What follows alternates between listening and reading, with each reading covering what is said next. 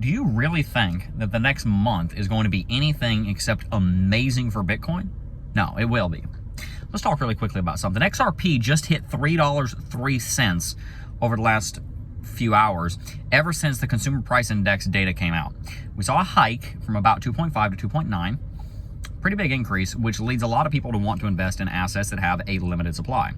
Bitcoin and XRP are two of those, and Bitcoin and XRP have fared very well since then. Today, we're going to be talking about how those two assets are doing, where they're going, and why I think in the next 3 months, they're going to go to very, very, very much higher highs. So let's talk about what Q1 is going to look like on two of your favorite cryptocurrencies. First and foremost, Bitcoin. Bitcoin has grown dramatically over the last several hours, ever since at 8:30 this morning, the Bureau of Labor Statistics posted 2.9% inflation. Now, a lot of that inflation is happening because of inflation in insurance, especially car insurance. It's through the freaking roof. Unless your car is younger than 2020, you spend more money on car insurance than the car is worth. It's ridiculous. You spend more money on car insurance most of the time than you spend on gas in the vehicle. It's insane. And people are tired of it, which is why they're buying Bitcoin, because Bitcoin does not inflate like that. But anyway, when inflation goes up, it leads to a flight to capital. Excuse me, it leads to a flight to risk, hedged investments against the dollar. So for example, Bitcoin. People flee the dollar when it's inflating and they go to Bitcoin. Why? Well, duh, they do it because the United States dollar is losing a great deal of value, and Bitcoin, that's kind of the whole reason it was created, guys. So people moved into Bitcoin in a big way with that inflation report, and that's a pretty big sign because we're right under 100K right now. Something about resistance that you need to know from doing technical analysis for the last 8 years is that when you hit a level of resistance, there's always a good chance you're going to break it. The fact that you got to the level of resistance a lot of times means it's going to be broken, especially if it's a level that's been broken a bunch of times in recent memory, like $100,000. $100,000 has been absolutely ravaged. I mean, it's just like it's the hole in the wall up to $1 million, and it's just been boom, boom, boom.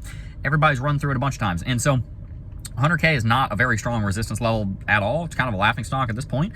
And so when Bitcoin hits 100K, it's like, okay, that's not going to be that hard to break through. But when it breaks through, then it gives this psychological confidence of we're at a six-figure Bitcoin again, and it can kind of push things to the upside. You know, we have the inauguration of President Donald Trump coming in about a week. It'll be on the 20th, which is not far from now. It's next Monday, I think it is. And when Inauguration Day occurs, that is going to be D-Day for Bitcoin.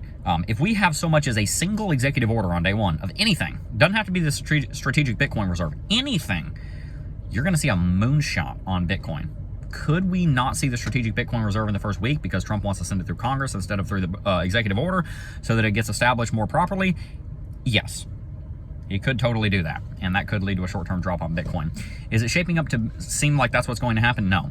It's seeming like a huge rally is going to start on January 20th because everybody's excited, and also because of the bullish momentum that we have right now. It's possible in the next few days it's a buy the news event, or buy the rumor event, buy the expectation, maybe in this case, that the inauguration is going to be good for Bitcoin, so it could push up to $100 and some thousand, and then when the actual inauguration happens, because of executive orders being signed, it could not be a sell the news event, it could be a buy the news event, which is uncommon, but can happen when it's bullish enough news. And so that has led Bitcoin and XRP into major rallies. XRP has rallied dramatically because XRP is just in such a better position than it was 18 months ago. You guys know for a long time I was not a fan of XRP, and frankly, I can understand my reasoning back then. Back then, when I was not a fan of XRP, I had a good reason. The reason was Ripple was being regulated into oblivion. I mean, goodness gracious, everybody hated them. They were the true underdog. Nobody, I don't mean the public, I'm talking about the governments, the banks. They're in a really hard time getting in where they are now. Brad Garlinghouse has done a great job leading the company through the SEC case and through everything. So big props to the C-suite executive team up there and everybody that works at Ripple and has worked on XRP, because it's doing really well now. With the SEC case being a closed case, we're probably going to see an ETF coming to XRP this year. In fact, we may see an approval for the SEC for the ETF before summer, especially under the new administration. We're having a new new leadership come to the Securities and Exchange Commission. An ETF could happen any day now. XRP has already broken previous all-time high on market cap. Previous market cap all-time high was 120 billion. Now it's sitting at 185 billion as it trades around $3 because of the more dilution. Back then in 2018, there were 33 billion XRP in circulation. Now there's 57 billion out of a total of 100 billion. So most of the inflation that will ever occur on XRP has occurred, and it is, like Bitcoin, a currency that has a maximum supply, which means it has a hard cap, unlike any of your fiat currencies. So it is a great pick for the long run, for the same reason that Bitcoin is, because it has very, very, very, very minuscule inflation. Slightly higher than Bitcoin because there's more XRP to be released into circulating supply, but still, though, over half of XRP that'll ever be released has already been released. So XRP is shaping up to just go parabolic this cycle. So let's talk about price targets. Where are we going by the end of Q1? First quarter that Donald Trump will be in office. I think that Bitcoin is going to be trading north of $125,000, possibly as high as $135,000 by the end of quarter one, because in quarter one, you're almost certainly going to see a plethora of executive orders and bills on their way through Congress. Even if they're not all the way through Congress, they're going to be on their way through Congress, that are going to be extremely good for the regulatory clarity of the landscape, that are going to be extremely good for the adoption of Bitcoin, that are great for the legitimization of Bitcoin, and you may even see the Strategic Bitcoin Reserve approved and being funded by that point in time. Michael Saylor and MicroStrategy are going to continue acquiring Bitcoin.